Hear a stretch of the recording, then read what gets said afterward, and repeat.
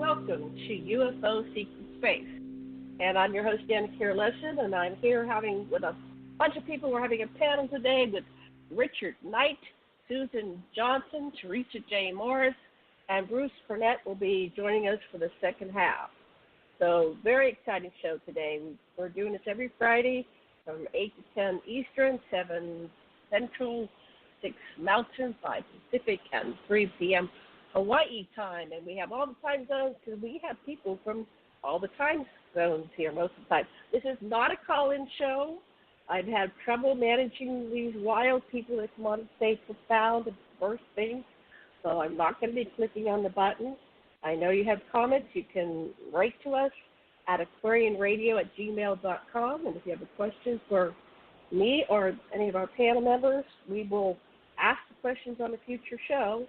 And if you want to come on as a little guest with your 5-10 minute story about your encounters with extraterrestrials, I will set up a private call with you to vet you before you come on the show. But that was a big learning curve. Susan was on that show, I think it was last week or the week before, and I can't have profanities. This is a family-oriented show, I think, on some of them. Okay. First, we're going to start with Richard Knight, and Richard's going to talk for about 5 to 10 minutes, and he's going to tell us, who are you, Richard Knight, and what brings you to our round table? The Knights of the Round Table. Wow, isn't that interesting? This is correct. Aloha, Richard. Aloha. How are you, Janet and TJ and Suzanne? I hope you're all having a lovely evening. I muted them for now because I want you to tell your story uninterrupted for the next 10 minutes. So all eyes and ears on Richard Knight and his story. Take it away. All right, here goes.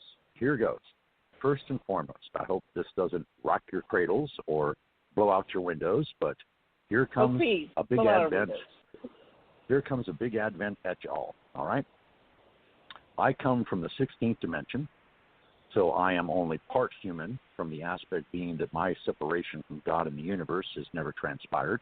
I had the full perception of God and the universe upon my birth, and basically it was very useful that was so, because during my early childhood I was subjected to a great deal of abuse, a great deal of rejection, and there were all kinds of craziness going on, while at the same time enjoying the benefit of having 14 senses instead of the regular 5. To give you examples of these, of course, clairaudience, clairsentience, clairvoyance, the ability to transmute objects by physically gripping them, the ability to heal, the ability to create fire in the palms of my hands, the ability to levitate, and telekinesis for openers. All right? So as you can imagine, if someone like me were to be boarded at a Catholic boarding school, the nuns and the priests were freaking and claiming that I was the son of the devil incarnate. So that was my opening, okay? And there, from that, I represent a long lineage of tradition of both witchcraft and druidism, in which I was being initiated into and brought into the family trad while still being boarded at this Catholic school. So this opened upon me the tremendous curiosity that became insatiable over time to this point in my life, where I now hold 4 doctorates, one in theology, one in divinity, one in religious science, and the other in metaphysics. In addition to my spiritual track, I am also and have been a civil criminal investigator since the age of 19. I am presently now 65, and I hail from the great state of California, from the city of Santa Monica. I have had probably too many supernatural and paranormal experiences to count and detail without actually writing a book, which I have done so, okay? That's how vast and vigorous my experiences in the paranormal, and even in contact with ETs and UFOs as well. So I have a vast array of all kinds of stories and experiences to share, and this has been my background. In other words, I have been living proof of a spiritual being incarnate in the flesh and being very aware of exactly who I am. And as my life and path journey have progressed, of course, I have become very well educated. And in order to back up both my positions in the spirit realm, or the spiritual realm, you could say, and my law enforcement realm, which is criminal justice, I also have an associate's, bachelor's, and master's degree in criminal justice. I have had over 45 years of self-employment as a civil criminal investigator, and I have also worked for the federal government with Department of Justice, the Immigration Department, with over 5 years' experience there, and I have also worked for the State Authority of Georgia as a probation officer, starting out as a probation officer, going to a supervisory probation officer, and eventually taking over an office of 12 probation officers who I audited, schooled, and told right procedure to, over a 3-county area with a caseload of roughly 4,500 juveniles and their families over a 6-year period in 2 different districts. So, in addition to that, I love to write. I'm a poet, a published poet with the International Society of Poets, and have been published in many anthologies and am winning all kinds of awards from that society as far as like Poet of the Year and things of this nature. In addition, I am a very thirsty person when it comes to knowledge. So I have studied in depth all of the various genres of literature in regards to the paranormal and the self-development and the self-awareness, as well as being upon the trip of self-enlightenment, as one would call it, from around 1965 to the present. So that's 55 years in that particular area. In addition to this, I have been studying the martial arts since the age of 9, and I now possess 4 black belts in the martial arts, the highest of which being 5th Dan Grand Master in Kung Fu. I study and was aware of and proficient in 18 styles of the martial arts. I have done black op operations for our federal government, of which I cannot speak because the information is classified. I have done surveillance for the federal government against organized crime, and I have also arrested judges and law enforcement for racketeering, thinking themselves to be above the law and victimizing the general public, and they are all in federal prison now serving a 25-year term. So that's a little bit about me.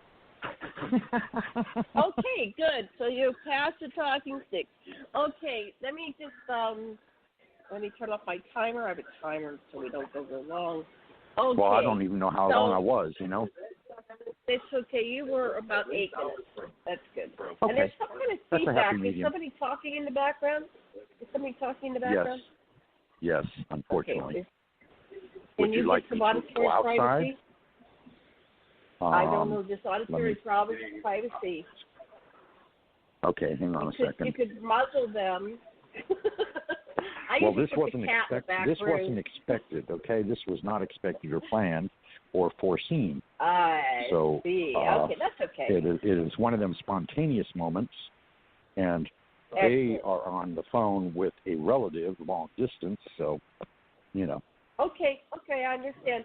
Okay, I'm going to put you on mute then, and I'm going to bring on Susan. So, here we go. So I'll still be able to hear. Susan. Yes. Okay, Susan. Hold on, the mic is coming on. Yeah, Susan. hello. So, hi. So, 10 minutes. Tell us your basic story and the top things that you want our listeners to know starting now. About you. Starting now. Actually, around the age of 5. Yeah, how are you? I'm good. Good.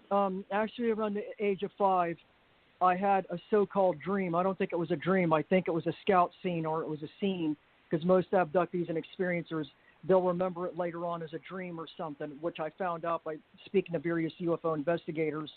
But at 5, I had an experience where I thought there was these little kids that were my height.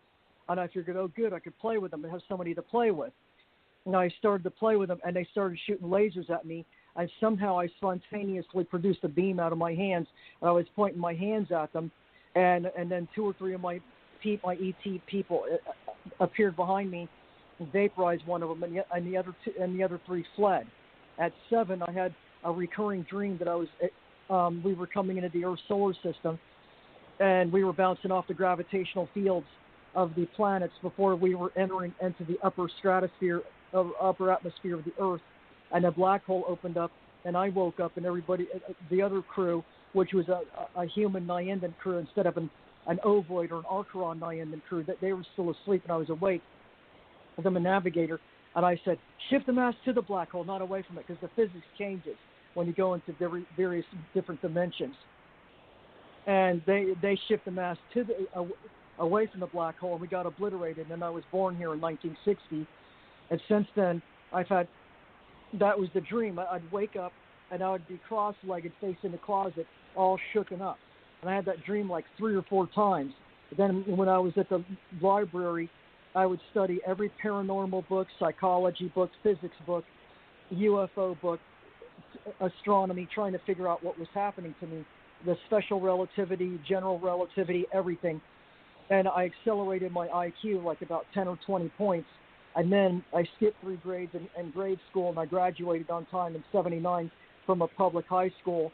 And then I got an AS degree in physics, an AS degree in electronic engineering technology, or electronics for short, AS degree in plant mechanical maintenance with a dean's list, straight A's, AA degree in physics.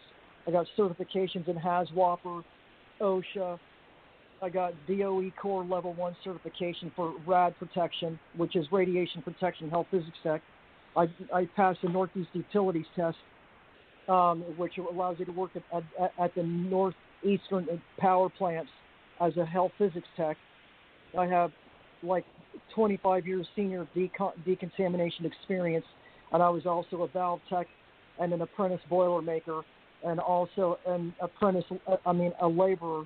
And I was a junior health physics tech for like 3 power plant outages. I'm forcibly retired. I've had ongoing alien experiences all my life. I'm connected with, I remember all my past lives and the original universe of where our people came from. Presently, we're working with it on our own, and we were called in and commissioned by the Universal Council of One, which is seated in Cygnus, the Orion councils and stuff, because they needed our help, because we ended the Lyran Wars. And that's why the Star Wars is based on the Lyran Wars. And when they say the Force be with you, they mean us. We are a unique force. I was told we were a force embodiment. And then back in 2015, and I also work. We came in when we were called in and commissioned. We came in through Taurus, from the other side of Taurus, the Aleactron universe, on the backside of Taurus, through Aldebaran, and what is now the Crab Nebula. It used to be called Bhutan, and it went supernova, and it became the Crab Nebula. And then we were all killed because we were the last group of our kind to stay back to shoot neutral radiation and to the star before it went supernova, to redirect the beam away from the life vein that's running through the sector. And then we succeeded. We tried to get out of there, but we didn't make it in time. And then Orion ship came, and they captured our souls, and they made clones of our bodies, and they reanimated us on board the ship, and blue tubes, silica tubes, or jelly tubes. And then after that, we went to Cygnus, and that's where we settled, and a planet called Archeron, which is either in Cygnus X1 Deneb, or Beta Sig or Gamma Cygni, or it could Lambda Cygni, or it could have been R4 or Sat R4 or something. 2 or 3 planets, and they hosted us, and they allowed us to stay there. That's 2 or 3 of the planets we live on. We come from the Urfactinum Urfactianum universe, and back in 2014, I was told that symbol on my right ankle means Urfactinum Urfactianum. And when I did some spiritual work, I went on the spiritual website and I looked at symbols, and the symbol that I have indicates warrior. And I go, oh, that's just great, because I've been told lately in the past 10 years that I'm a warrior, a light warrior. And I am a multidimensional being, and I've been told as high as 22 dimensions. And I don't know if I have clear audio or clairvoyance or anything like that, but I do have a good perception. And those are my ongoing experiences. And I think I'm working with several fleets up there fighting. Maria Calvin Hill actually photographed various ships on the backside of the sun and around the Earth and I get a strong impression that those are our fleet. And then Bruce Cornet mentioned a book called The Masquerade of Angels, and then chapter 21, it gives you a good idea of how insidious the evil is that's coming into this sector. And we're here to fight it. And because we ended the Lyran Wars and we collapsed the universe in the backside of Draco, and a lot of them, because it was parasitic, evil, disembodied entities that were sucking the life force out of the universe, and some of them escaped into the portals. And then when we were, that's when we were called in, because they were targeting the lower evolved, lower dimensional beings that live in a dualistic reality instead of the trialistic reality that governs most of the universe. And now we got to finish the job. That's basically it. There's a lot of conflict between the humans, the ETs. They demonize us. They vilify us. We're going to make our presence known. We show our mottos all over the world. We'll see UFO armadas all over the world. That's us showing our presence and our force to let everybody know that we're the good guys and we're after the evil. And that's basically it right now. We got to eliminate the evil, but the humans have to play their part by becoming more awakened and more aware and regain their individualism and their self-preservation and proclaim the sovereignty of their race on this planet. We also do a lot of planetary synthesis, planet creation, stabilization and stuff. And we've been fighting negative factions of the Secret Space Fleet, but there's two factions that are positive that are working with us. And it's just really horrific. I've been on a lifelong quest to try to find others on this planet from my group that are in physical form, and I think I'm not going to find anybody because so far nobody showed up.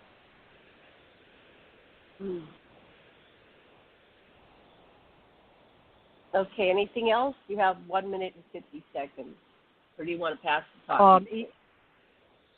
Even though I have a deep voice, I'm not transgender. I'm not homosexual.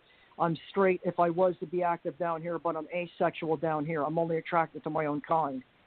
And I'm heterosexual.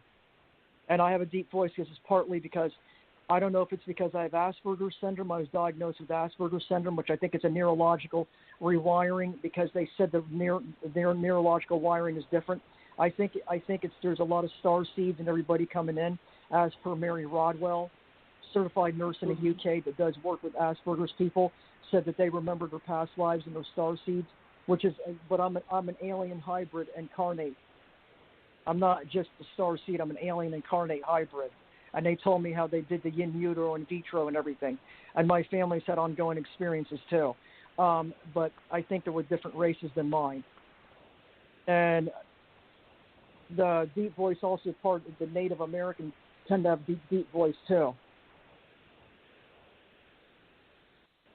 Excellent. Okay. So we'll come back to you. We're going to keep going around here and get the short 10-minute or less intro from each person. So let me put you on mute. And Bruce showed up, so I will have Bruce. Hi, we're doing like a 10-minute. Wait, okay, here it is. Bruce, we're doing a 10-minute intro on ourselves, who we are, our background, maybe our education, our paranormal or extraterrestrial experience, and what brings us to our show today. Welcome to the show, Bruce. Hi, can you hear me? Yes, did you hear what I said about we're doing 10-minute intros about ourselves? Yes, if you would like to, I'm going to set the timer because people tend to get long-winded, and then I'll let you know when you've got about 1 minute or less. But you can pass it if you want to go less. It's fine. You can just say I'm done talking. I'm passing. We have an invisible talking stick that we pass back and forth. Well, okay? maybe I should go last so I can get a gist of what the others are contributing. Okay, well, then the next one will be Theresa. So you're passing to Theresa, so let me mute you, and I'll put on Theresa. And hold on 1 second while I do these, a little bit of a delay. So, Theresa, you've got 10 minutes, and I'll let you know when it's the last minute. Okay, go ahead. Hi, everyone. This is Theresa Jeanette Thurmond Thomas Morris. I identify as a androgynous being from another place in space and time. As far as my intelligence goes, in this reality, I conform to being a humanoid, sentient, intelligent being by choice. And for the sake of this reality show, or lack of reality, I am a cosmos ambassador in this reality, and I do psychic work for various people that hire me. And I also train entrepreneurs as a CEO of a corporation. And off planet, I do Life Between Lives, and I was signed up to do this, what we call epoch, as a very, very old soul with lots of memories prior to what is recorded on this planet, which we used to call the Akashic Field, but now it's become more than that, because we have been able to define it while I was working here on the planet in this reality. My first president I met, Harry S. Truman, through to President Reagan, and I did not meet Clinton or Trump, but they know of me. So in this reality, I'm considered T.J. Morris E.T. That's my brand. I have T.J. Morris. I have created for the world the Allied Command Intergalactic Relations. Off planet, I am a universal life force that works in a large command that is universal. We go in and out of various universes. In this reality, this one that I'm talking in, I am considered a guardian of the galaxy, and I have worked at the highest level in a quadrant for this universe, strictly as an observer and also a communications officer. Now, my partner in life that is deceased in this reality worked directly for the president, as I did, President Reagan. We are, in this reality, we are retired from Department of Defense, he was Department of Army, I was Department of Navy. We both were intelligence officers. I have been a private investigator, legal investigator, and trained in personnel and information security with some of the best in the world. I have traveled the world. I'm a world traveler. Let's see, what else would you need to know? I'm presently working as a government contractor, even though I have officially retired. I have 50 years in service from May 10th, 1967 to May 10th, 2017 with our Office of Personnel Management. If you study how we've set up the government with the Constitution of the United States, you can learn about all that and all the changes that have happened since I got out. With regards to the reality here that we've created with UFO groups, I am the original Ascension Center Oracle, and I am also the original UFO Association, the original. I started with Stanton T. Friedman and George Filer, and Canada, and the United States of America, and the international acclaimed command officers that were retired, reservist, Army, DOD, GS, WG, wage grade. And so I represent in radio since 2012 with several people that are veterans. They want to tell their stories before they pass on. Prior to 2012, when I became in radio, I worked for UFO Digest in Canada as a contributor, publisher, writer, and I helped Dirk Vanderplug, who is a well-known publisher in Canada, and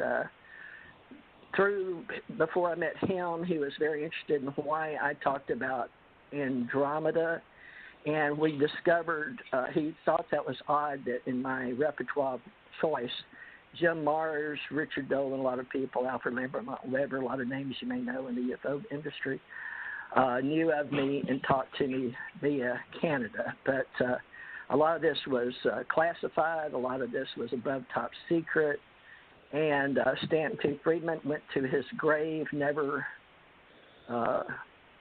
divulging who I was. But he and I both worked on the Roswell story. I worked with Don Berliner Dr. Bruce Maccabee helped me and Janet in 2015 begin the Alien Contact Organization.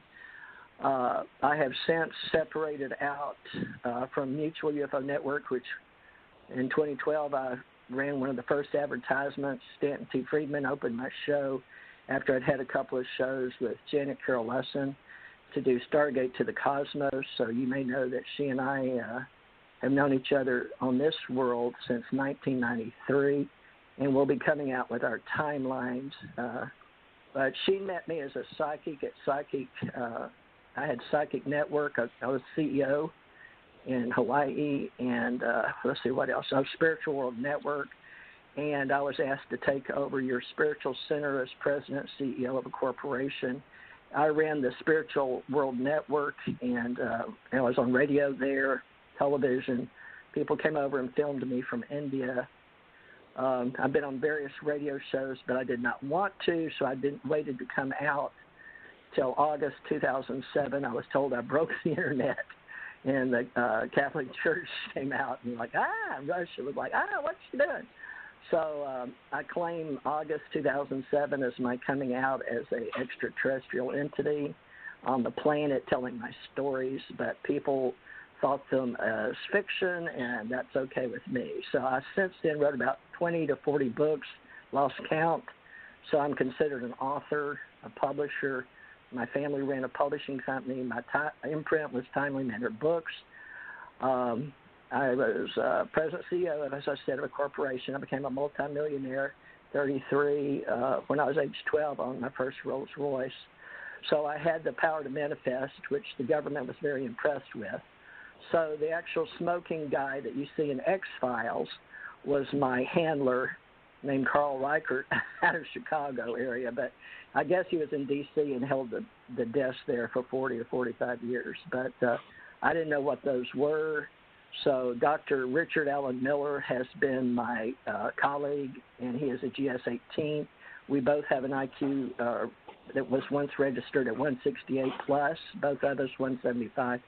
And he is my colleague, and we are building a new reality with esoterics, wisdom, what we call the occult, which just means unknown or undefined, or it's used in a lot of ways. But basically, I relate as an interfacer. One of the jobs which I didn't want to admit to anyone until my husband died because of intelligence work. I was told this to say I work for the State Department. But I worked with Bob Dean, and we worked with Allied Command Europe. I worked the European Theater in uniform, out of uniform, through the International Police, with some names I won't drop right now because it's too soon. And I have been known as a researcher for APRO, NICAP, QFOs. I personally met J. Allen Hynek for the sake of the show. He asked me overhead in a jet to please help him. I didn't know he was asking me that he died. I was supposed to meet with him in Colorado with his secretary. I was flown to Edwards Air Force Base. I guess we had to talk with some other people in the Navy and Air Force, and then I went to Lowry Air Force Base and did some training, Black Ops, stuff like that. But as far as people that care about what kind of military training I have, Army, Navy, Air Force, Marine. One more minute, TJ. All right. I crossed over. I ran for all Joint Chief of Staff in Sea or Mariner. So I've been working globally and internationally, and I'm just here to observe and communicate. And I really identify right now with the cyborgs and the AI and the robots, and bringing in what we used to know were just interfacers. So I didn't want to do this job, but I volunteered for it, I guess. So that's who I am. I'm here to help at the Ascension Age. It's a whole new paradigm. So thank you, Janet Carroll Lessin, for being my friend. Okay, thank you. Okay, next person is Bruce Cornet. And Bruce, I'm putting you on off of mute. I think you can talk. Try talking now. Okay, can you hear me? Yes. Yeah, go ahead. 10 minutes. Okay. My background is very different from that of Theresa and Susan. I didn't get involved in all of this subject until 1992. And before that, I was a straight-laced scientist working at colleges, universities on paleontology, geology, and palynology. And I have many publications and sub-books on that subject, but that was my previous career.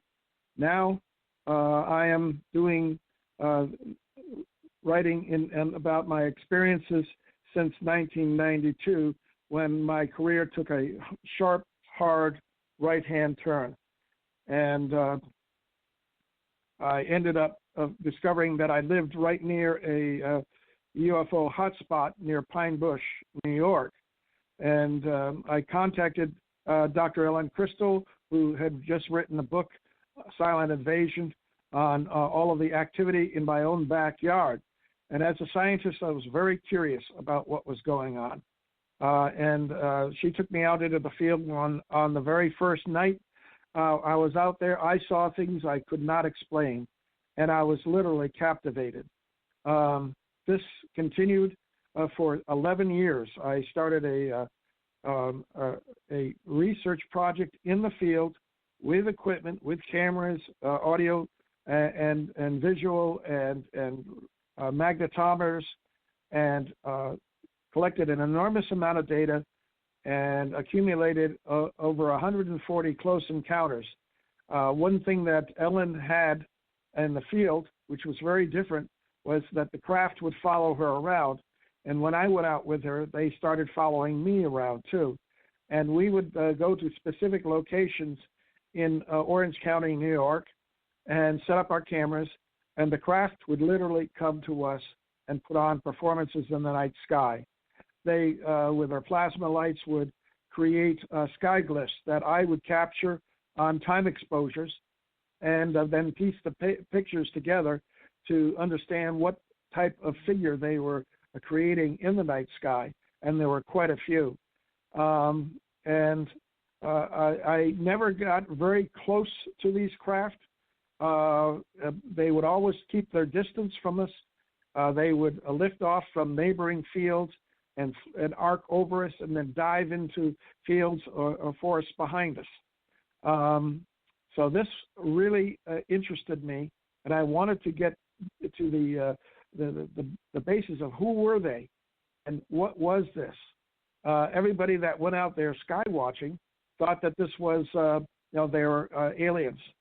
And in my 11-year research, I was able to accumulate enough information to say to exclude the possibility that we're dealing with some faction of the U.S. military, perhaps working with the ETs. But the technology that I saw and experienced in the field was extraordinary by any means. They were able to read my mind when I was taking pictures and know exactly when I was opening and closing my shutter of my camera, and they would move and make movements in the night sky to coincide with those opening and closing of the shutter. So I was able to do experiments and determine that there was a telepathic communication, and I don't know of human pilots that are capable of doing that. In addition, I was able to determine that these ships, which were mostly angular ships, they were not round. Some of them were like the Tic Tac, but most of them were triangles and diamond-shaped craft. The manta ray was huge, about the size of a 747. But what was extraordinary is that these craft would come out of the ground and they would dive into the ground, into an underground base in a local area there, about 8 miles from Stewart Air Force and Army Base and International Airport near Newburgh, New York. So we had a lot of commercial air traffic and military air traffic flying over us, and these craft would mimic the lighting, the navigation, night lights, hazard lights of these conventional aircraft.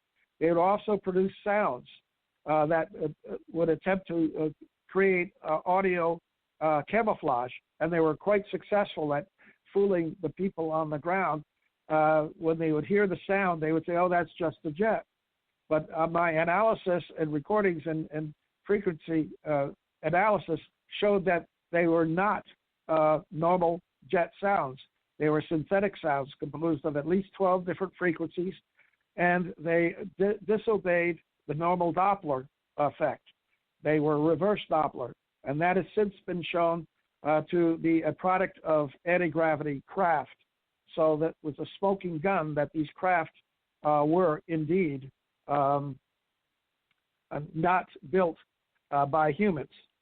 And so I recently published a book called Unconventional Aerial Phenomena in the Hudson and Wallkill River Valley of New York. It was published in 2019, and you can buy it at Amazon.com. There are also hundreds of web pages that I generated since the late 90s, one for each of the encounters that we had in the field.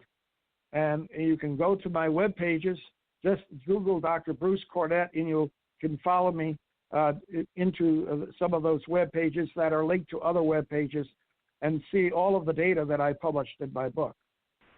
My life has been quite extraordinary from the standpoint that I never realized that when in 1981, March, with a discarnate voice, asked me if I was ready to serve God and do whatever he asked me to do.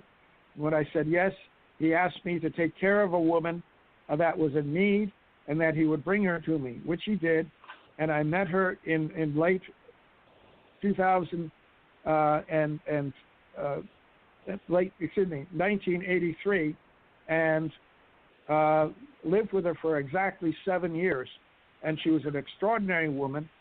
She died in 1991, and then came back in spirit and over her grave and to say her farewell. And I caught that on video, on camera, and I did a web page on that called The Passion of Bonnie. That was her name. And then I watched her spirit being beamed up into a second sun in an overhead cloud above her grave. And when I analyzed that images from the cloud, there was a huge, circular, dome-shaped white mothership embedded in that cloud. And that was my first clue that my late wife was an ET. And she came back to me and communicated with me telepathically for many years after that. And I believe that she was responsible for putting on those performances by the unconventional craft in the Wallkill River Valley of New York. So I'm basically here to back up all the other guests on the show with actual physical data that had been analyzed scientifically. Great. Well, thank you very much, Bruce. Okay, good timing here. Okay, this next round, what we're going to do, I'm going to go back to Richard, who we've not met yet, Bruce, but I'm going to ask a question. Richard's going to ask a question of his own making. Oh, let me get this switched over. Okay, 1 second here. And we're all going to answer it. And I'd like everybody to keep their response down to 2 to 3 minutes, because that way we'll get 3 or 4 questions done in the course of the show. And Richard, you go first, ask the question, and answer your own question. Take it away, Richard. Okay. Good evening, everyone. Not like putting once you on again, the spot, huh? But go ahead. Well, that's okay. I can handle it. No problem. Okay. My question is this. How long, to all of the panel's very, very extensive knowledge, have ETs and extraterrestrials been involved with the planet Earth? Okay. And an answer to that. Do I now? Yeah, yep. You answer your own question now. Mm-hmm. Okay, so now I get to answer my own question? Sure. and then we're going to have everybody else answer. Oh, okay. All right. Well, my answer to the question is, roughly speaking, about generationally speaking, 50,000 years, roughly speaking, give or take. There have been many wars for the planet, as mentioned by our other panelists. There are still ongoing wars in the seventh dimension that are being carried on outside the expertise of experts here on the ground, as well as sensitives such as myself and all of the other panelists, obviously. And there have been many races that have come to the planet, including the Anunnaki, who held the human race into what you would call morphosized, where basically their mentality was completely controlled by the Anunnaki for at least a good 20,000 years. There has been an ongoing alien presence on this planet simply because the original created mass of the Earth was, in fact, a universal library that was kept by a half a dozen guardians that would rotate in and out of rotation in far as their incarnation was concerned, so that in turn this library would be an access to all of our universe and depository by all beings within our given universe, which contains about, I can't even tell you exactly how many galaxies. But anyway,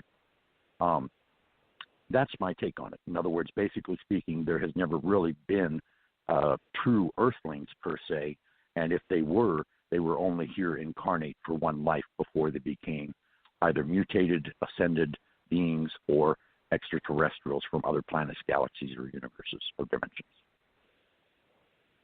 Okay, and then express your question one more time before Susan answers. Susan's going to answer next. Okay. My question to the panel is kind of short and sweet. In your take on things or your observed interactions with the same, how long have extraterrestrials been, basically intermixing or helping the human race here on Earth? How long has there been an ET presence on the Earth? Okay, Susan, your turn. Since before the beginning of the Earth. The Earth was specifically created as one of the primary focusing points on what they would call a matrix that's supposed to govern the baseline light harmonic resonance that regulates the nature of physical reality. There's several Earth-type planets throughout the rest of the universe. Each one of them is on a critical point of this matrix. And each universe is regulated by what they call a light harmonic resonance octave or a system. And so I understand it was multiple races that created the Earth. It was the Orion Council, mostly the Master and Creator beings from there, and maybe some from Sirius, and maybe some from, I want to say Andromeda or Pleiades. I'm not sure. Some of them, the common progenitors that are down here, and they got a large number of people that are following them, like the Palladians, the Arcturians, the Syrians, all that, had a hand possibly in creating the Earth. And then after the Earth was created and activated and locked in to the dimensions and stabilized, there was a lichen phase and an igneous rock activation phase, terraforming phase. That's where the Bigfoots come in, because they're a terraforming type race that works with various different alien races in the universe. And then after the Earth was created and stabilized, there was 2 or 3 indigenous human colonies on the Earth itself. I know others say that there were 7 root races and stuff, but I think there was like 3 major indigenous human races, which means that their planetary identity matched their soul identity, because every planet has a planetary identity, and then as governed by the central planetary energy vortex. And then 5 human colonies were supplanted here. Right after Zeb Tepi, which would be called the golden time. That was when the indigenous humans and aliens that were colonists that used the Earth as an outpost coexisted out in open, and there was no secrecy or hidden agenda or anything at that time. And that's when all the pyramids and everything were created. They were not created by the Egyptians. They were created by other races that came here and had left before the 5 human colonies were put here. The Anunnaki interfered, and they screwed up the human genome, and the humans were supposed to be a multidimensional multi-coalescent being that was able to access higher realms and higher vibrations and stuff specifically because of where they're located, which is a critical point. This Earth is in a critical strategic navigational point in this universe where several converging dimensions occur, but also it's in this life vein that runs from Cassiopeia all the way through Auriga and Canis Major, which right you got can you wrap up your answer? Yeah, wrap up your answer. Okay, yeah. We'll go to the next person. Okay, and the Anunnaki came and screwed up the human race, and that's what caused the wars to start. How they turn off this timer? Shut up, timer.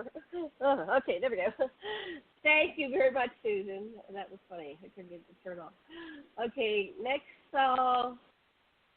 respondent is Theresa. Hold on one second while I get this mic thing manipulated. Okay, Theresa, your turn to answer the question about how long have ETs been involved on the planet, and try to keep it around 3 minutes so we have a chance to get around with several questions. Okay, take it away.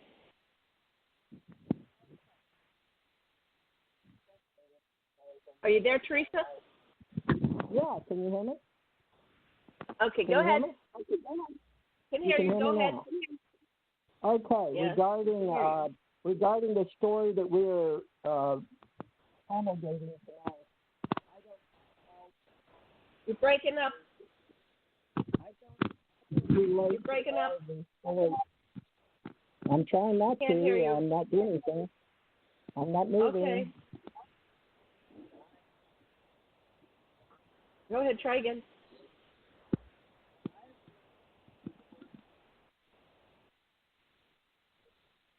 Okay. We're having some sound problems. We'll come back to Theresa. Are you there, Theresa? Try one more time. Okay, we'll come back to Theresa. Okay, we'll give Bruce an opportunity to answer that. Okay, thank you. Bruce, you're live. Yes, in response to Robert wanting to know or wanting to say how long he thinks the ETs have been involved with humans, he also asked how long, Richard, how long the ETs have been on Earth, and those are two different questions with two very different answers. I agree with him that interaction with humans probably goes back to at least 50,000 years. But in the Wallkill River Valley, I discovered something that was quite outrageous. In my geology work, I discovered that the original Cydonia complex on Mars was constructed in the Wallkill River Valley during the last interglacial, Eemian interglacial, over 118,000 years ago. And I was able to locate remnants after the glaciers retreated of the face, the tholus, the crater, the base to the D&M pyramid, and all of those features, and was able to age date the Cydonia complex on Mars based on continental drift on Earth, which was indicated that it was either built, the one on Mars was built either 50,000 years ago or 59,000 years ago, or it was built 118,000 years ago. Take your pick at this particular time, because the rate of continental drift could be 1 or 2 centimeters per year. And the second part of the question, how long has ET been on Earth? I did a 24 square mile magnetic survey of the area, and I discovered that there were underground magnetic activity, artificial activity going on. But the most extraordinary thing was I discovered an alien probe that had landed on an ancient island in an Ordovician sea over 400 million years ago. How do I know? Because it is completely embedded within Ordovician black shale, ocean shale, sitting on top of a granitic island. And it's now been, erosion has brought it to within 9 feet of the surface, and it is still functional and still sending signals out into space whenever the constellation Bootes is overhead. And these are very powerful signals that come out of it that I was able to measure with my magnetometer. And I was also able to determine that it is triangular in shape, about 565 feet on a side. And that is a huge structure, alien probe. And I found other ones sending signals out into space as well, indicating that this was a mining area for these extraterrestrials over 400 million years ago. And the granitic masses islands that they landed on are full of exotic minerals and rare earths. And a mine in Franklin, New Jersey. Franklin, New Jersey has produced hundreds of different types of minerals from these granitic masses. So it was a mining probe. Thank you. We'll get back. Let's see, who's next? We're going to try Theresa again. Thank you very much, Bruce. Okay. Actually, I'll take a turn. From my understanding and the research, the story of the Earth goes back, and there's been life and species visiting here since its inception, which was X amount of billions of years ago, because different species indeed, come here to terraform the Earth, and they periodically do what's called interventionism. So they introduce other, species and plants and bugs and everything to experiment. How the hell will this grow and develop here? So the larger life forms apparently came here billions of years ago. I forget the name of the researcher. Dr. Cuomo. It's starting with this C. I've seen his presentation where he goes down through the layers of a mountain, and the lowest layer, which is built up or something. He comes in from the side, and he's found these giants. They're like 30, 40 feet tall, and occasionally you see these pictures of them getting washed up to shore or digs of them, and then of course people say it's all fake news. So we have the stories of these things, and I'm going to have Roger Spur of Paso University on the 20th on the show. He's going to talk about how everything is alive, and he's been doing the analysis, and there's these stories of these mountains that are actually a giant laid down, and he became fossilized, turned into rock, and some of them died, some of them turned into statues, like Medusa. We have stories of Medusa. So he's going to talk about that.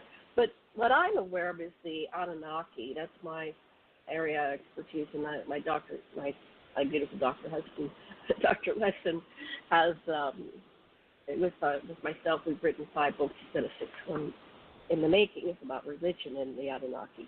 But they came here 450,000 years ago, and they were searching for gold to use back on their home planet. The main purpose of it was to coat the atmosphere because it was disintegrating and had holes in it, and the radiation was getting in and rendering everybody sterile and destroying the planet.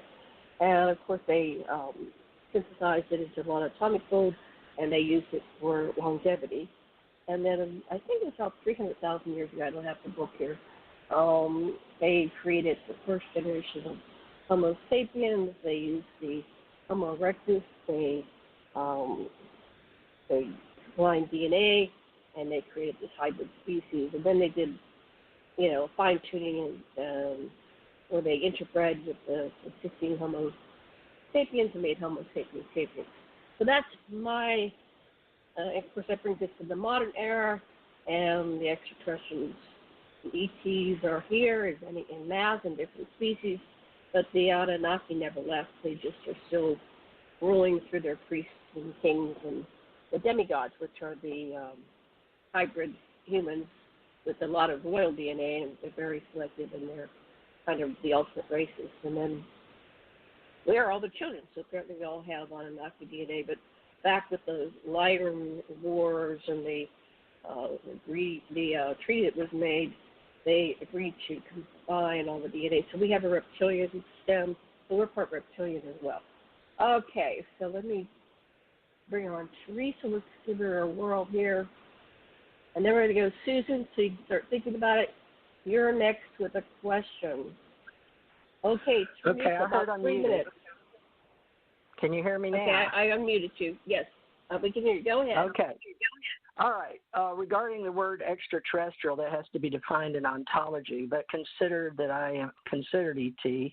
I also would suggest that the universe adds itself to before space and time, so we can't use linear time. So therefore, it's non-existent into the way that I would use folklore. But most of the ancient stories we tell ourselves for the sake of being humanoids, Homo sapiens sapiens, is based on the word.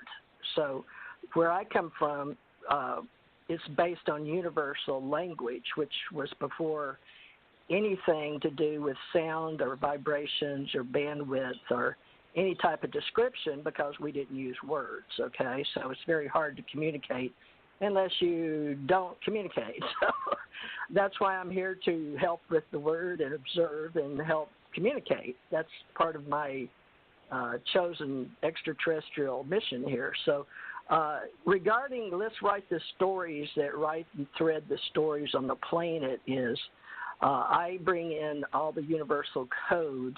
Before we had the photon memory in the what they call the grid. So I presently am working with a lot of theorists because science was taken from original philosophy.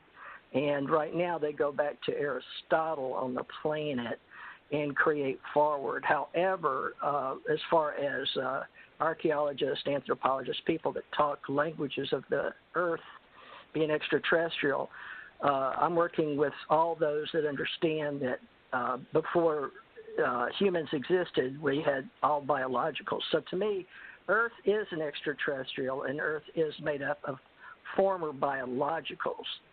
But because they only on this reality, in this dimension, they only use carbon-based, what they call time in space. So unless it's carbon, you can't date it. So the Earth is ET, and I'm ET, and everybody is ET. So it's all ET to me, so that's my reality. So thank you. Thank you. Okay, Susan, give me a second. What question? Hold on. There we go. What question do you have for everybody? And you're going to start by answering it yourself. You're going to ask it and answer it yourself. Are you there, Susan? I'm here. I'm trying to think. Okay.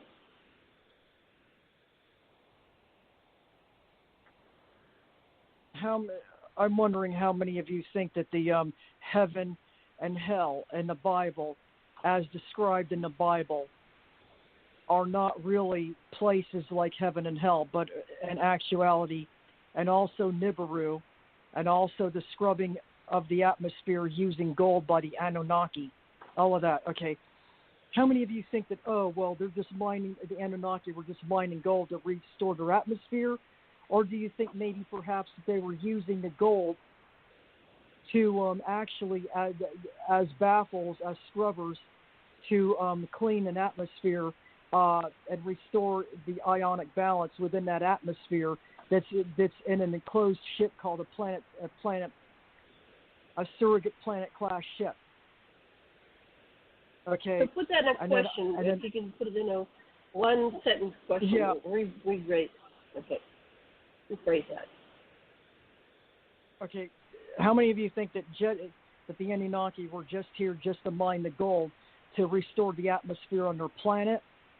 And how many think that, is it not really a planet, but maybe a surrogate planet class ship? Okay. And then my answer.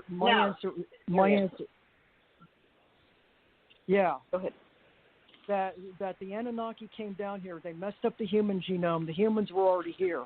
I know because I was working with some ETs that supplanted a human race here, a colony, from an Earth that was in the fifth dimension. And the humans were very passive and docile and very friendly, and the animals and that fifth dimensional Earth was very aggressive and very hostile. And they put them here in the colonies and stuff, and the mountains to see how they would adapt. and then they had to be taken off world when we found out it was too harsh down here for that human colony from the fifth dimensional Earth, and we returned them back home.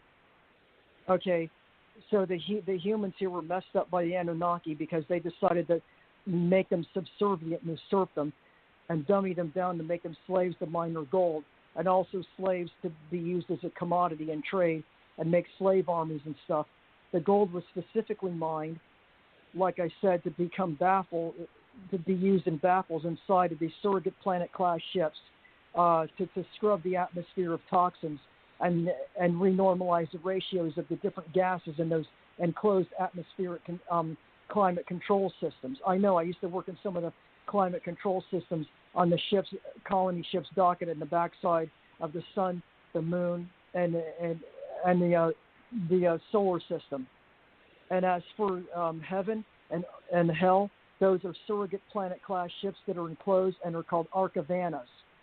Nibiru is not a planet. It is another type of planet-class ship that goes around, and they can also offset the Earth's orbit and create the Great 30 Flood. seconds. And that's what they do. That's my answer. Okay, thank you. Okay, hold on. We're going to go turn on the mic for Richard. Back to Richard. Wow. Go ahead, Richard. Your answer. I thought mine was complicated, but yours panel of geniuses. Just bunch of nerds just here. Really took us out there. Okay. All yes. right. First and foremost, do I believe in heaven and hell? Well, heaven and hell are the creation of the consciousness or the overall awareness of the body of mankind that has been propagated on down through history religiously. Okay, so you're talking about many millions of minds all coinciding together to create these interdimensional realities as a specific place in time, or at least a individual reality that can be experienced by anyone who so wishes basically to do so. For example, there's not just one heaven, there's actually 18 of them. For example, hell, there's not just one hell, there's 7 of them. As far as the Anunnaki is concerned, I do believe that, in fact, their mining colonization and excerpts upon this planet were a cover, a complete cover or disguise to the universe and the galaxy and, of course, our solar system at large to put off, or what you would call sleight of hand magic, to indicate that this is what they were here for and this is what they were doing, when in reality they were completely sent or completely had the alternative motive of completely dominating mankind and making mankind into their slaves. And that's pretty much my answer. Thank you so much, Richard. Okay. Bruce, let me turn on your mic. What's your answer to that question? I have studied religion over the last 30 years very intensely because I mentioned earlier that I spent 7 years to the day with Bonnie, my late wife. And she turned out to be, when she died, she came back and told me that she was an ET.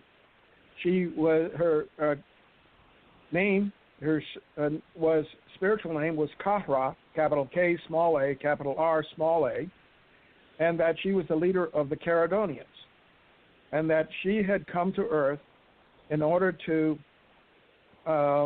fulfill biblical prophecy, that she was the woman who bore the male child in Revelation chapter 12. And it wasn't until 2010 that I discovered this, that evidence for, that her whole life was perfectly choreographed to follow those 17 verses in chapter 12. And what that she gave virgin birth in 1967, August 1st, to 2 children, a male and a female, and they were immediately taken up into space. she was also, was, as I said, the leader of a group of extraterrestrials that I now know were part of the Anunnaki, and they were responsible for trying to roll out the prophecy that is given in the Bible. So we have I was directly involved with the beings that were part of what Richard says were the group that was enslaving mankind and trying to bring about the compliance and worship of them. And Kahra was, interestingly enough, means a spirit of goddess, and she was the goddess that the Egyptians, the Isis, Nephthys, Set, and Osiris worshipped back during that period of time. She is also the writer of the Quran, the scripture in the Quran, and she said she is that the Judeo-Christian Bible is her biography. So I had direct contact with the very beings that Richard was saying, and Janet, you say, are trying to control humanity. Okay. Are you done? You complete? I'm done. Is that enough? Thank you very much. Cool. That's sufficient. Thank you. I'm going to go on to Theresa. Hold on. There we go. Turn on mic. There you go. Now I hear unmuted. Now I hear it. Okay. Now, regarding work. Okay. Regarding me and the way I identify and I witness is the words we're talking about are only of stories that have been created by thought forms. And many thought forms where I relate to who I am after dying many times in this reality is life after life and life after death.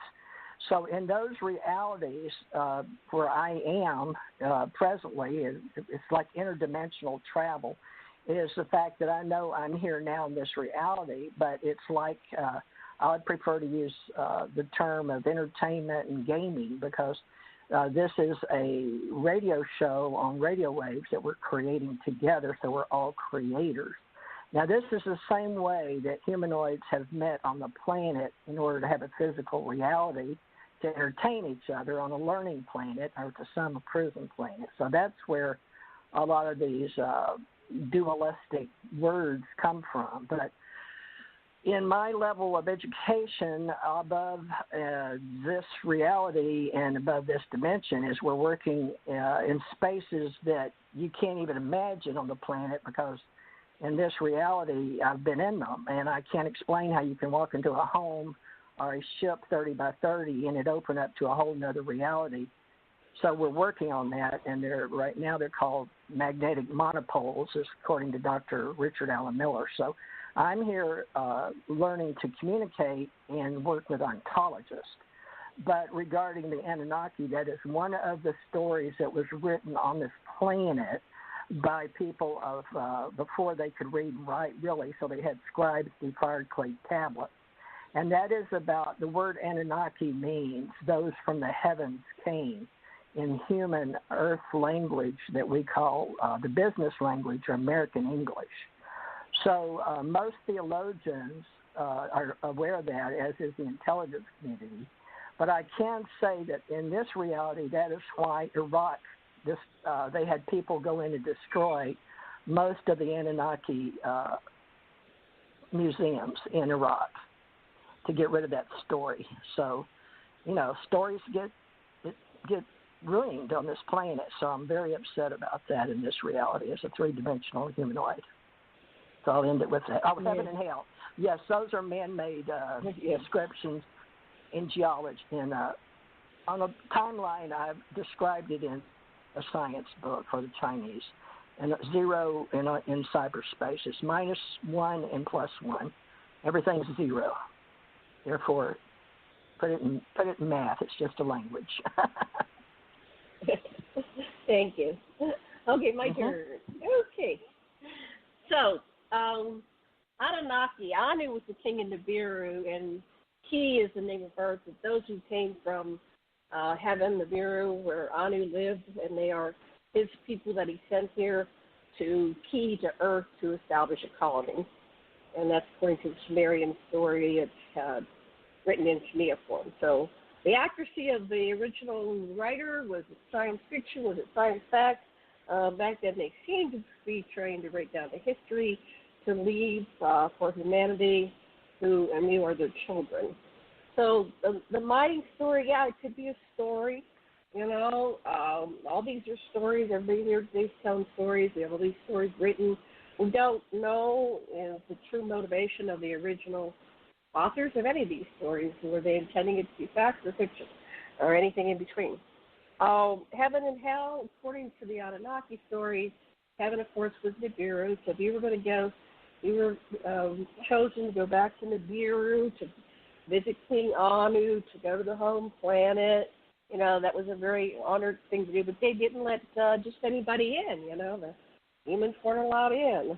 Even some of the gods, they were forbidden to return to heaven, to Nibiru.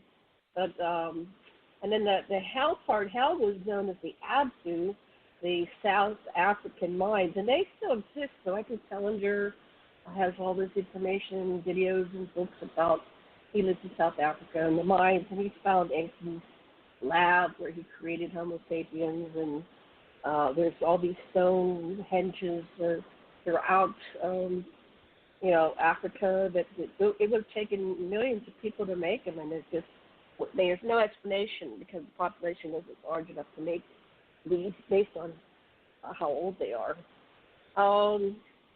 But you know, as for a spiritual place, you know, I've been dead and came back, and I've worked with the dead, and they seem to have it's like a state of being, whether they experience heaven, you know, good experiences after they die. I think that's another whole thing. George Harrison kept saying the names of God, so at the moment of death he would meet God. So a lot of people do things to try to end up on a good side. And if you go to the stories about people when they die and they come back, or they do, what do you call it, regression to the life between lives, you know, there's lots of stories of where you go, and based on what you believe or think is kind of what you carry with you. So I will end with that.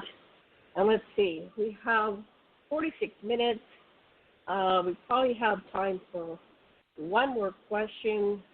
Let's go back to Theresa. What question would you like to ask our panel, and start with yourself with answering it?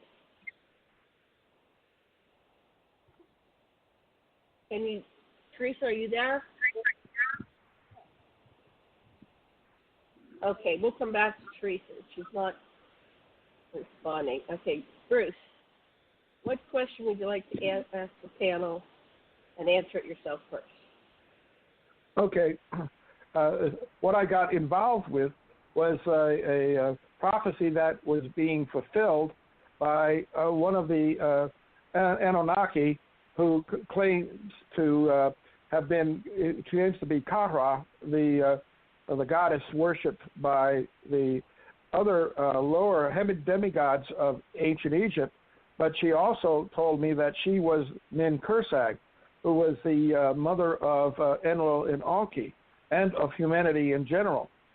But what was fascinating by all of this is that I got to meet her children, which were actually, I was the sperm provider, and they are essentially the offspring of Kahra and Bonnie and me. Bruce, in the interest and who are they? So who are they? And what I came to realize, the children, and especially my son, whose name is Kyle. And what I came to realize is that he is the male child described in Revelation chapter 12, which is the reincarnation of the Christ Spirit, and he is the Messiah. He's now 53 years old, and he's very close to coming down. he's a pilot of a spacecraft, and he's going to come down and assume his position as the prophecy, old and new prophecy of the Bible proclaim. So that's basically my contribution from what I've learned. But we also know that this is part of the Anunnaki deception. Okay, Richard. What do you think? Okay. What's your response to Bruce's question? Well, I'm trying to decipher precisely the question. Okay, Bruce, you were very, very eloquent and very knowledgeable. So therefore, you were putting on a presentation as well as couching a question in the midst of it. Yeah. So if you could couch it for me more succinctly, I would be most appreciative. Yeah, you're both okay. I'd like to go on for both of you. Yeah. Okay. Basically, is the Messiah going to return as the Bible prophesies? Okay. First and foremost, if we are addressing the lineage and incarnation of Christ himself, that whole story has been manipulated through various royalties and various ascendancies and all kinds of different houses that in turn, basically have reworded the Bible into 18 different versions, into 14 different languages. Okay, so there is the truest sense of the Bible itself is the language that Christ himself spoke while he was present on the earth, which is Aramaic. All right? So the Aramaic Bible holds the truest content as far as what is recognized as the established or accepted Bible by those in mass. In other words, you have the Catholic Bible, you have the Greek Bible, you have the Roman Bible, and you have the Russian Bible, and you have the Ethiopian Bible, and you have the German Bible, and you have the Christian Bible, and so on and so forth. And all of these are parallel stories, but in different languages, and when you take the same story and translate it into a different language, it begins to transform and have different meaning. So, in reference to the second coming of Christ, as the book of Revelations was revealed to you by and from, as portrayed by John, it has already happened. The reason being that you see the whole message of Christ, which was never thoroughly understood because it was spoken in parables unto the masses, withholding the sacred truth to only his disciples or apostles at the time, was basically one consistent of majorly 3 golden rules, one being love yourself, the second being love others as you would love yourself, and the third one being treat all others as you would treat yourself. So basically the standards of love and full acceptance of the self. Now, of course, we could get into an hours-long dialogue as to what the self consists of. But the Christ, basically in principle, as a being, entity, and conscious message as to what he was diversely projecting unto the Jewish masses and, of course, the Roman Empire at the time of his alleged incarnation. And I say alleged only because, again, it's a matter of perception. In this reality where there are 2 or more, you can co-create an entire complete reality just based on the 2 of your thoughts melded together in an interdimensional and multiversal universe, okay? So I say that Christ has already reappeared is because his gift unto mankind was the message that all of us are, in fact, Christ conscious, and that as such, he lives in our hearts from the aspect being of the understanding and sharing of love. Oh, thank you. Okay, on to Susan. Great answer. All right. Hold on, let me put this on. Thank you, Richard. Taking you off for now. Susan, what's your response? Who is the Messiah? Is he returning? I think is she returning? I'm not so sure. I'm not so sure exactly what part of the Bible is true, and it's been so misconstrued and interpreted in many different ways. It's hard to tell exactly what the persona of the Messiah really is, or if in fact he returned or anything. I'm saying the Christ was actually referring to the Christ priesthood, which is a belief system, like a philosophy, from what I'm understanding. And when they say Jesus, they mean Jesus of the Christ. That's what they meant. As far as him being the original Messiah and everything, that's up for debate. That's where the Jewish religion comes from, because they don't believe that their Messiah came yet. As far as is he already here?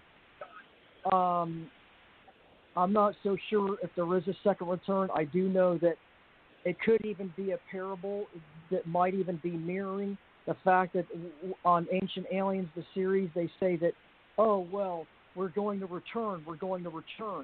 And then a lot of the Ancient Alien cast are saying, no, they never left. Well, it could be that the return of Christ could be the return of the Anunnaki, or the return of the representative of the Anunnaki or something. And I think that's why there's a big presence right now on the backside of the sun and the earth and the solar system, because they're aware of this so-called return of the Anunnaki. And make no mistake, they're evil, they're parasitic, and they feed off of other entities. They are the disembodied entities that have taken on lower evolved forms, and they use their vessels and they confiscate them so that they can have nefarious activities. Evil has no rhyme or reason. It's like a cancer in a patient. It doesn't have any logical reason. It's just a parasite. It feeds off of everything. And I think that the Bible and everything, along with the other religions, were specifically designed to subjugate and assert and dummy down the masses, and along with the God gene complex that was put into the human genome to screw them up, to make them have to worship something greater than themselves, instead of having their own self-awareness, self-preservation, self-integration, and self-integration and expansion. And I don't think there's going to be a return, because I don't think the Christ really existed. I think it might have been a parable by the Anunnaki themselves, through the Bible, the evil Roman Empire and the evil elite, to go ahead and control and subjugate the masses. And I think the Christ's return is in fact the return of the Anunnaki. I think that's what the symbolism means. Wow. Great answer. Thank you. Lots to think about. Okay, I'm going to see if I can get Theresa to answer this question. I hope her phone is working. Hold on one second. Thank you, Susan. Theresa, are you there? Yes, can you hear me? Yes, we can now. Can you hear me? Who's the Messiah, and is the Messiah returning? Well, it depends, again, on ontology, and it depends on the person or the data package of thought forms and intelligence that the question being asked. It's like Q in Star Trek, okay? But I believe that Dr. Bruce is referring to what in America and in theology is one of the Christian beliefs, as well as the Jews, as Susan referred to. So these are words, folks. These are stories, and these are thought forms to separate the masses. Now, what I understand about people dying is there's been many people on the planet that have waited for a Messiah. Now, the way science interprets the Christ in thought forms is like some famous people said, is, the greatest day is when you're born, and the second part of you is knowing why. And the Christ Messiah, I do write. I'm a writer, and I use Christ consciousness as a ministry for the universal life forms. And in the universes, we all know that people, as humanoids, get together, and in order to tell themselves that they are going to be okay as individuals, they create critical mass consciousness. So Christ, the Messiah, is the critical mass conscious of the word God, but we've had many at many levels of meritocracy. But when you're God realized, as in the old New Age, which is no more because we have the Ascension Age now, the Ascension Age embodies the Christ consciousness in the new epoch of what we call time and space. So that's the answer is people come and go from this planet expecting to be saved from. So what it is the packet of intelligence inside your consciousness that you know that inside of biological, that is your you. How you think of as you, I. And when you think of the Christ consciousness, the Messiah is the we, you, they thought forms on the outside of you. So once you grow up and become awakened, you realize the inner and the outer is yes. There is no other. So there is no minus, there is no plus. There's only zero, which is all encompassing the Messiah Christ consciousness. Done.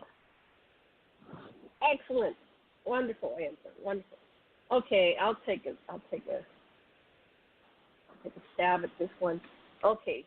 So the Anunnaki introduced the story of the Messiah, so people would keep looking outside of themselves for the answer, for someone to come in and rescue them, which is a way of disempowering humans, because humans, if they were dealing with too many humans and not enough Anunnaki. There was a couple incidents where humans realized that the Anunnaki could be harmed, they could be, they bled, that they had a form that was vulnerable. So they started religions in order to control the masses. So they started introducing this Messiah. Look for someone outside yourself. You can't do it yourself. There's no way you can ever do it yourself. And that kept them from realizing that we are all Christ consciousness. On the higher level, we have the spiritual aspect. Who are these beings that come down periodically and walk among the sentient species of the planet and to help them evolve and become conscious and enlightened? Now, the historical Jesus, according to the Anunnaki and according to the researchers that I've worked with my own research, was actually Enki. And Enki, because he was such a long-time immortal being, wherever he traveled, he would get different names.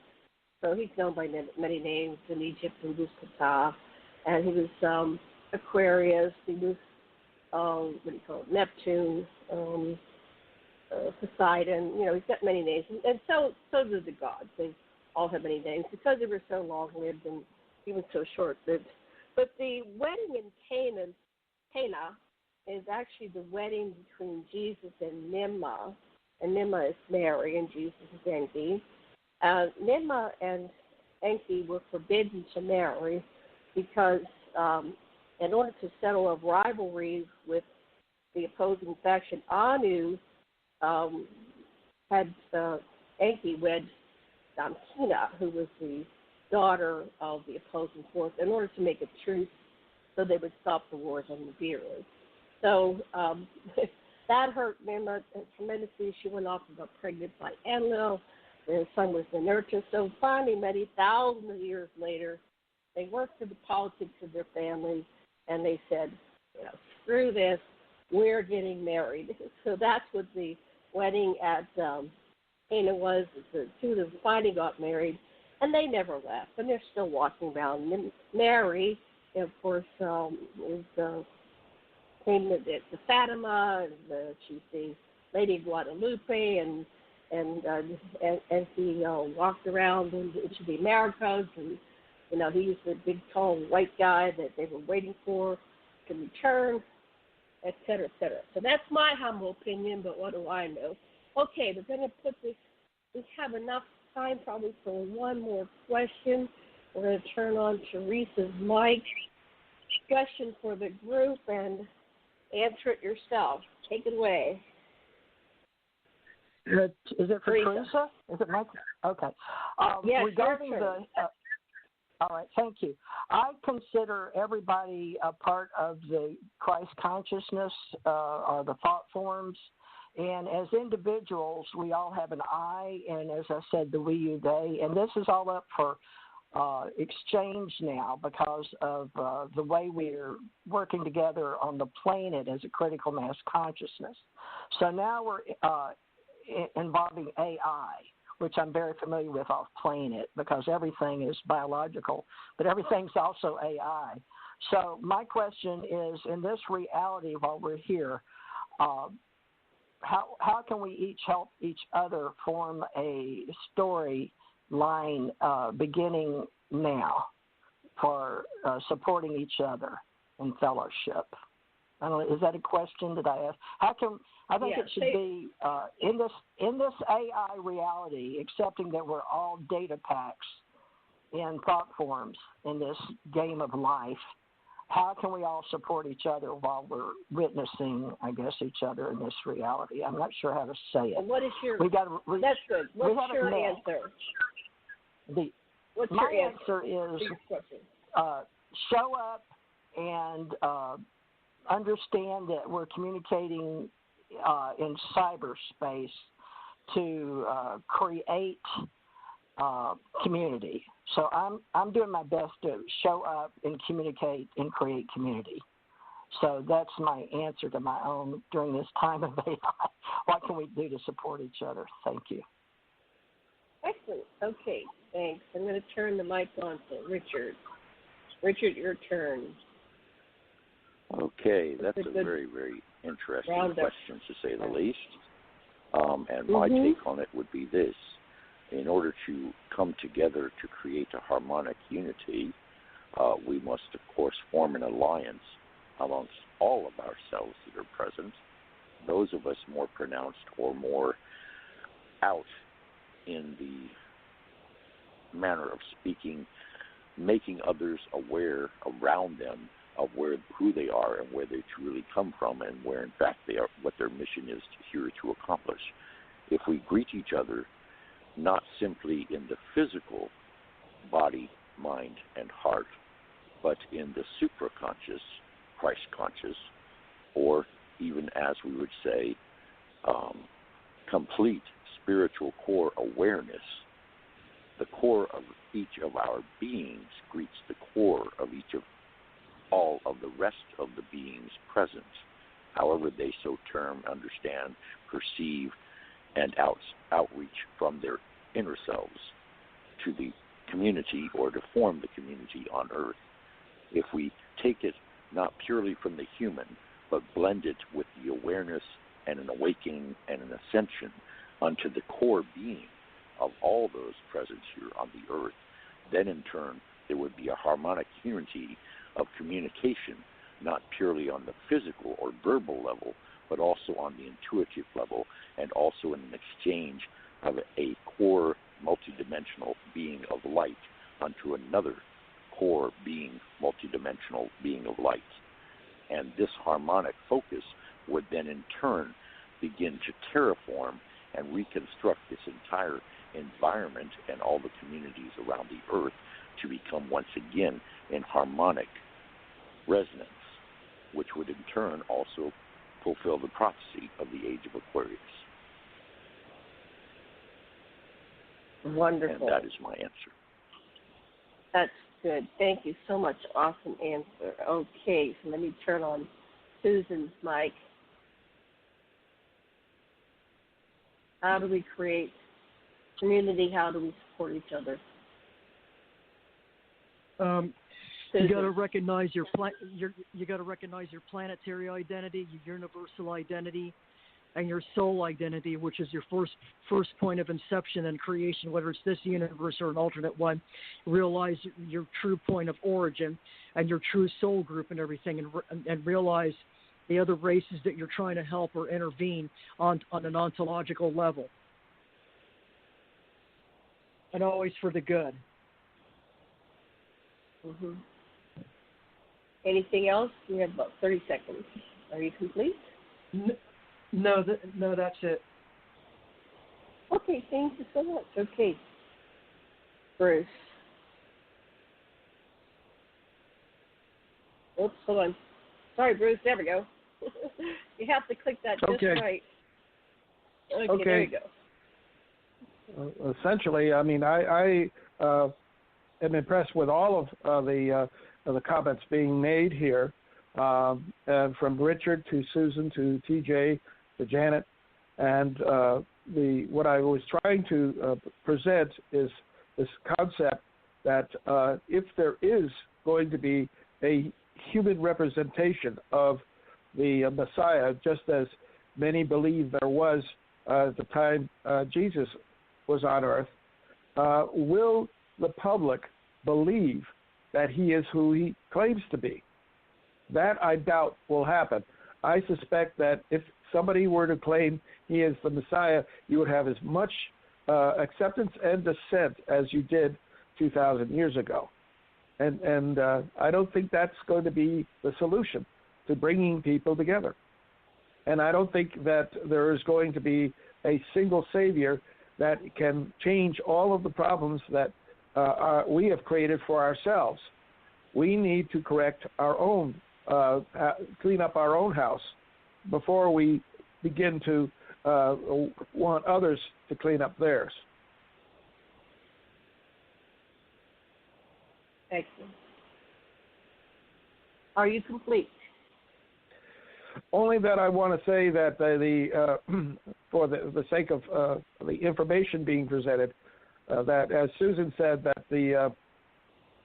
that she didn't think that Jesus actually existed, that he is more a myth.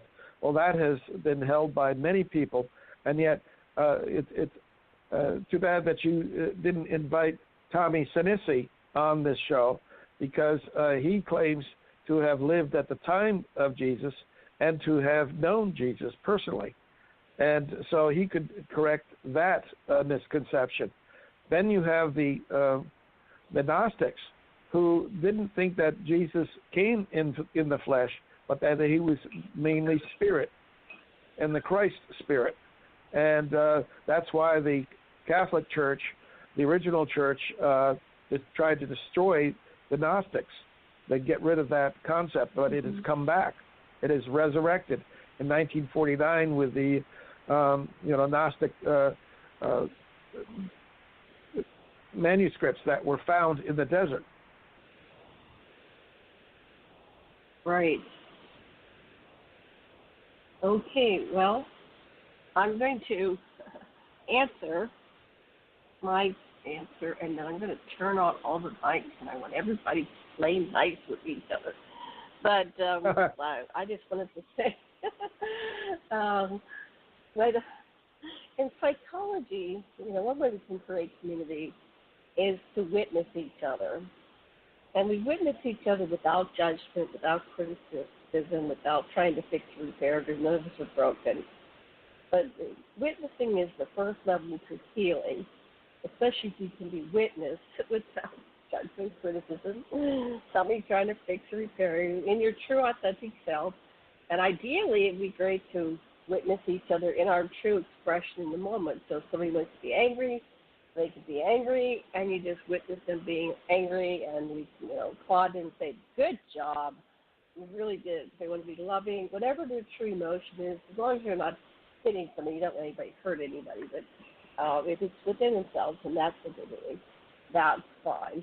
And so what we've done in our communities here, we've had experimenting conscious community here on our property.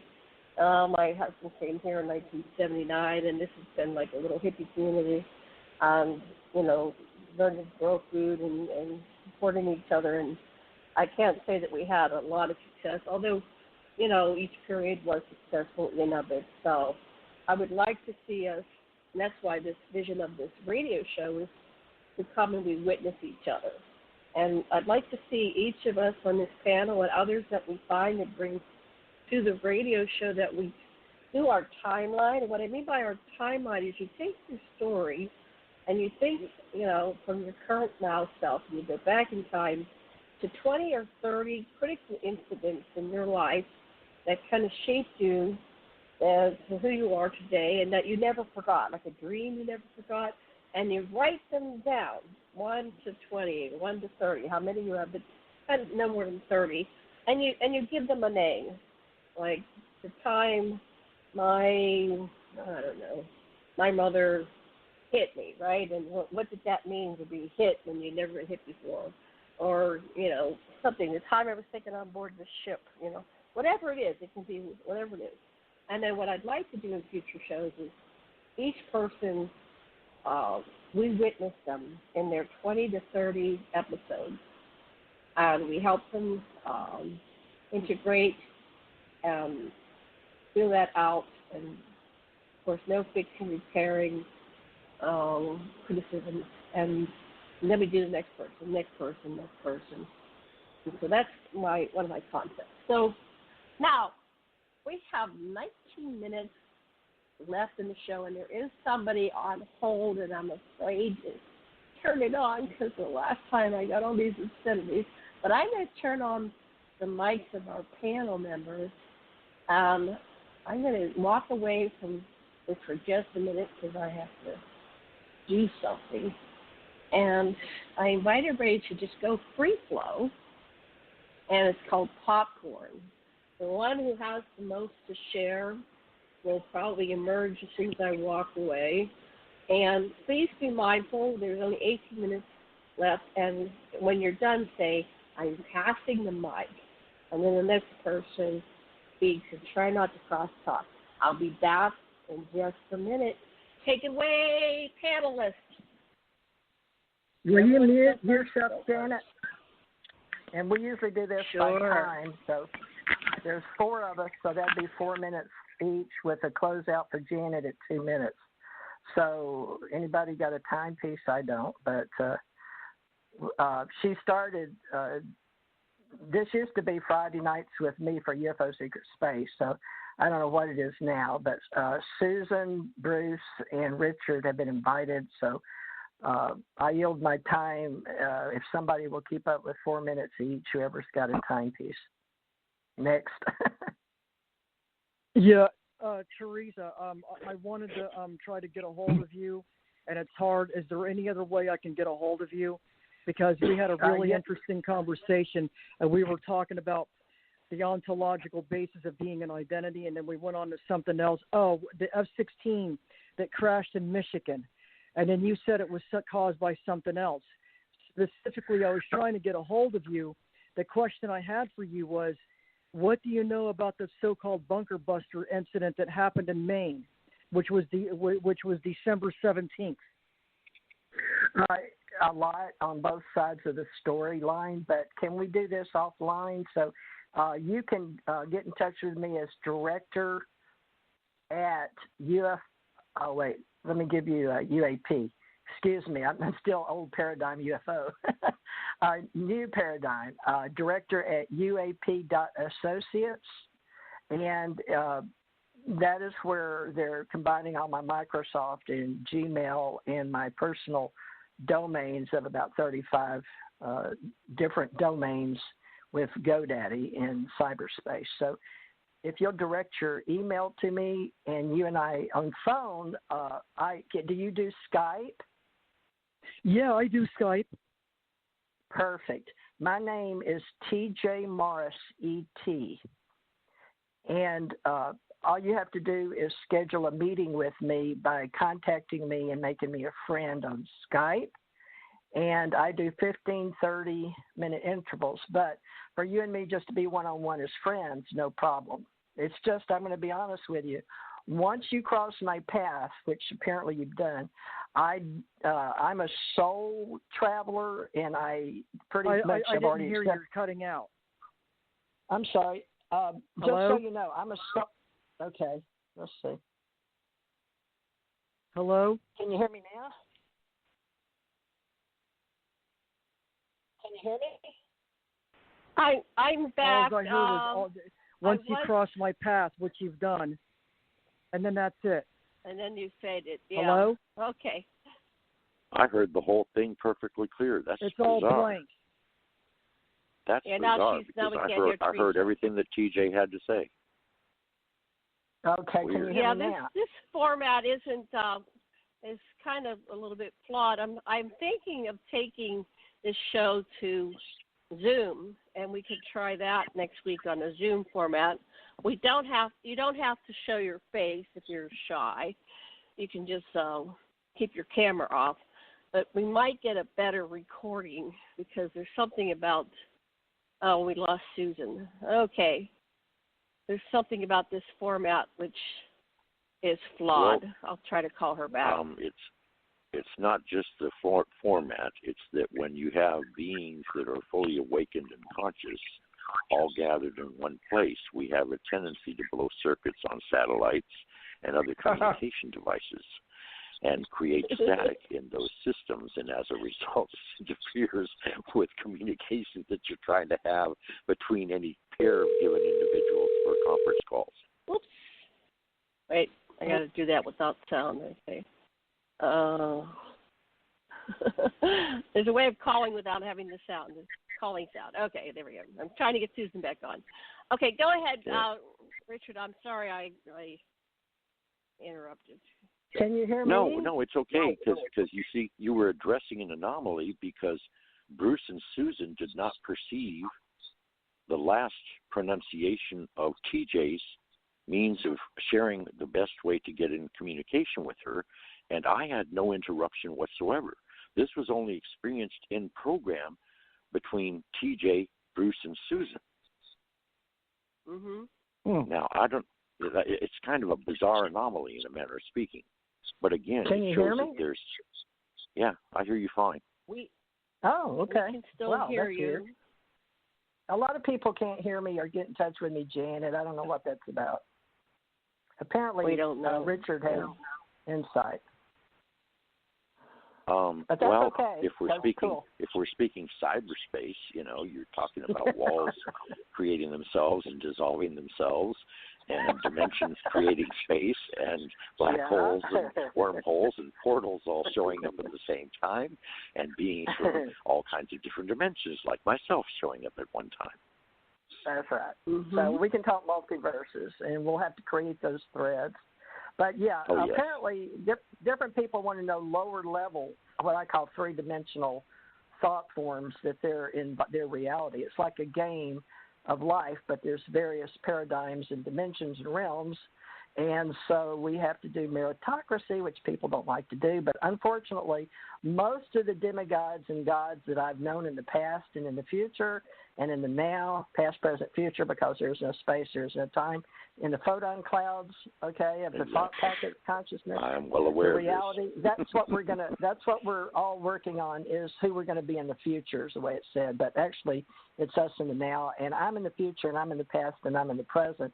And I'm okay with that. But I like being up there at the universal level, and that's the story that Janet wants me to tell. So that's the one we're working on. I work in multi-levels. Just so you know, I'll quote Beta, Alpha, Theta, Delta, Gamma, Sigma, Tau. We use 7 levels, not like you said, just conscious, or you said super conscious, but we were teaching that in the 30s and 40s.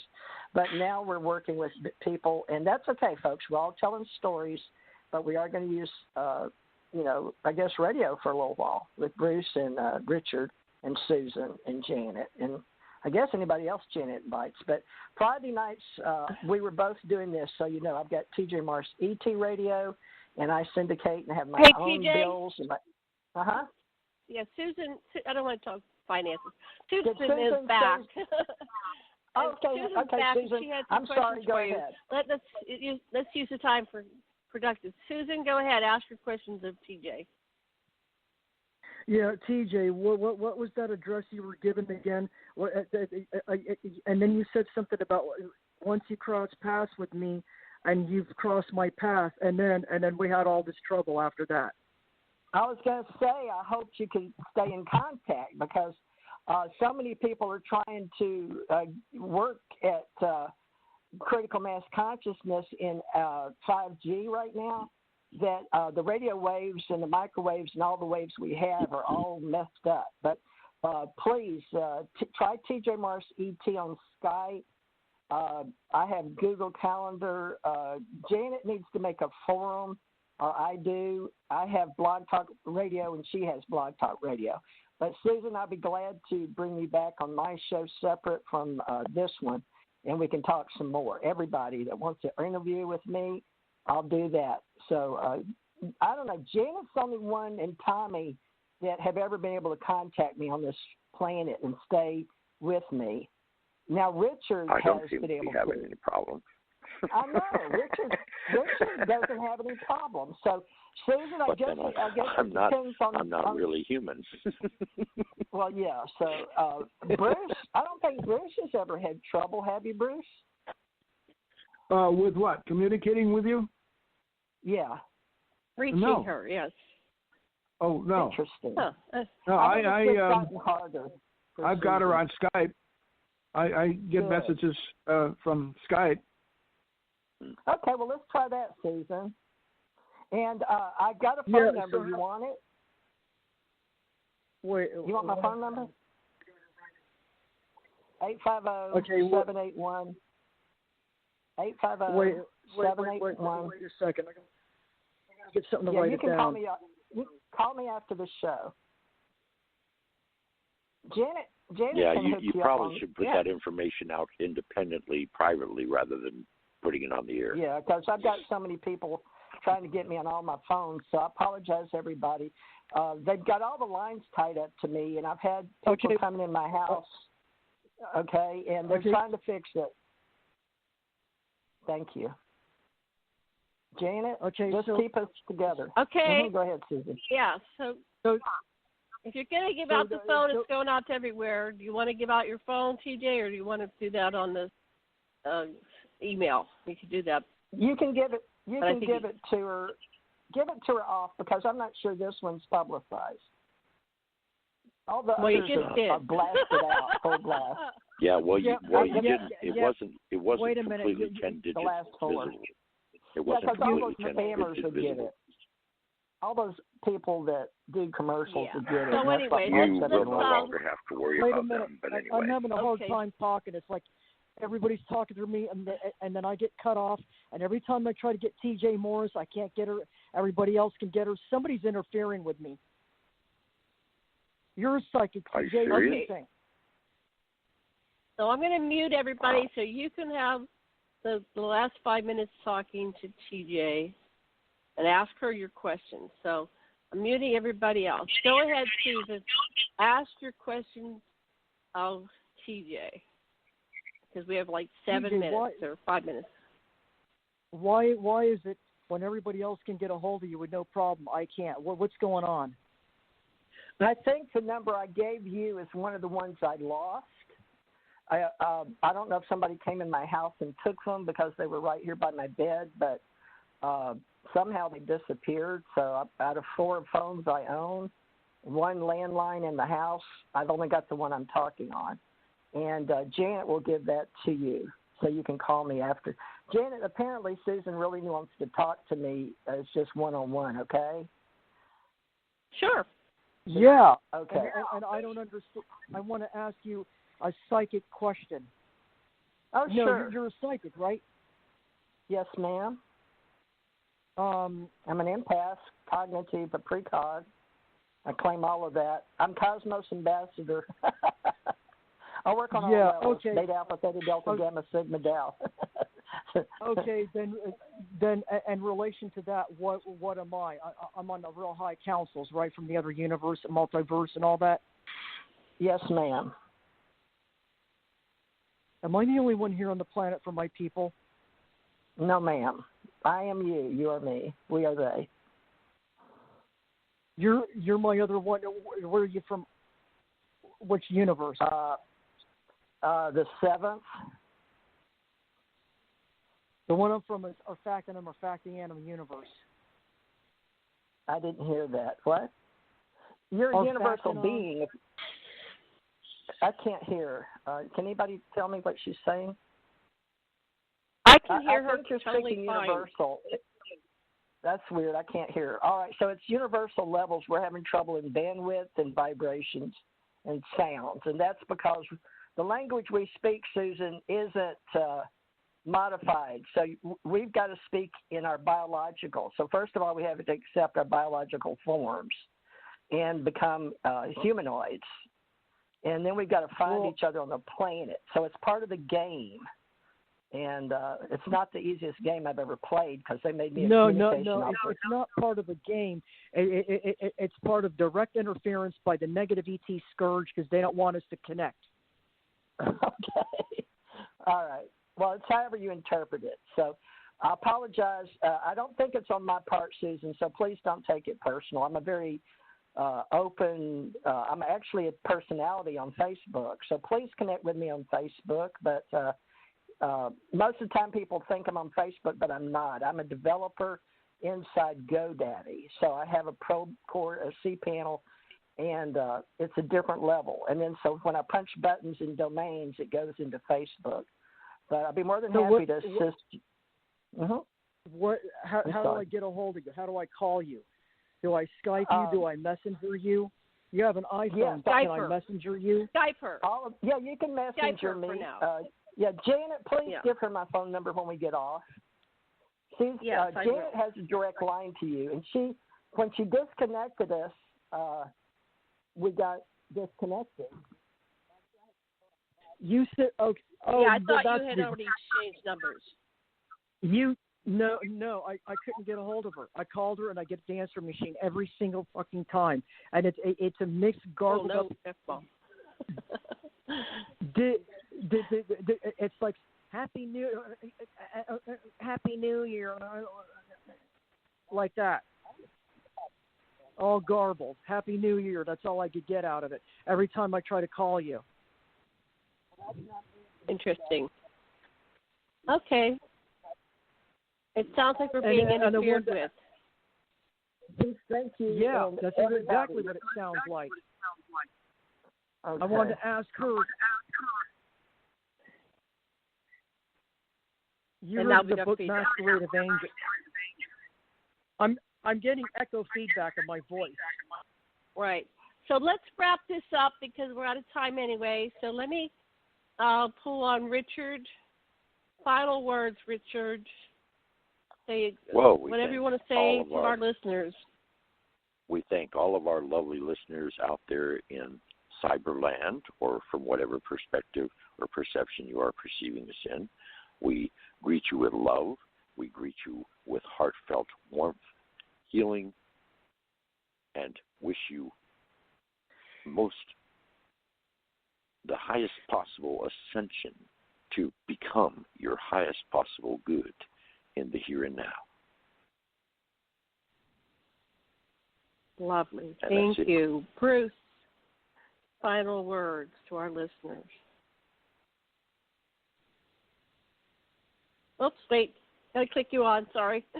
Your mic was off. You're probably talking away. Go ahead, Bruce. Final words. Open your minds our listeners. And open your hearts to new information. That is the time you will grow and ascend. Thank you. Susan, final words to our listeners? Get in tune with oneself and trust your gut and your intuition, and don't react to everything that's different with a knee-jerk, fear-mongering, want to attack it kind of reaction. Instead, start interacting with it empathically.